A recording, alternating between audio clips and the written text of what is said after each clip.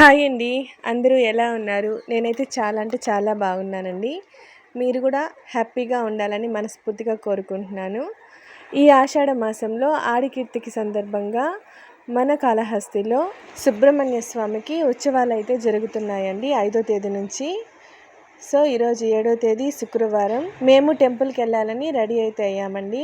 పిల్లలకైతే లీవ్ అయితే ఇవ్వలేదు, ఈరోజు స్కూల్ ఉంది. సో వాళ్ళకి క్యారీ కట్టుకున్నాను.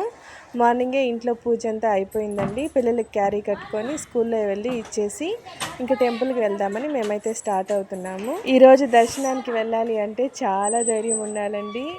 ఎంత రష్ ఉంటుందంటే అంత రష్ ఉంటుంది.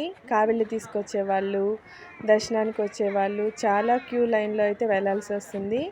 మేమైతే పిల్లలకి క్యారీ ఇచ్చేసి స్టార్ట్ అయిపోయామండి. ఎంట్రన్స్లోనే చూడండి ఎంతమంది జనాలు. సో లోపలికి వెళ్ళిపోదాం. మీకు వీలైనంత వరకు చూపించాలని వీడియోస్ అయితే తీశాను. అది ఇదివరకు వీడియోలో అప్లోడ్ చేశానండి.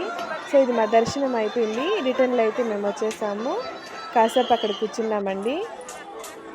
ఇక్కడ నుంచి చూస్తే వ్యూ చాలా అంటే చాలా బాగుందండి.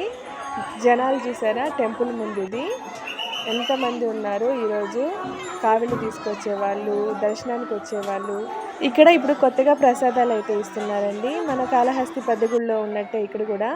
సో మేము వెళ్ళే కాడికి పులిహోర అయితే అయిపోయింది. నాకు పులిహోర అంటే చాలా ఇష్టం అండి కాళహస్తి టెంపుల్లో కూడా. సో లడ్డు తీసుకున్నాము. అక్కడే కేసరి ప్రసాదం అయితే ఇస్తూ ఉన్నారు. మేము 12కి వెళ్తే 1కి వచ్చామండి. 1 అవర్ పట్టింది మాకు దర్శనానికి. సో ఇంటికి అయితే వెళ్ళిపోతున్నాం.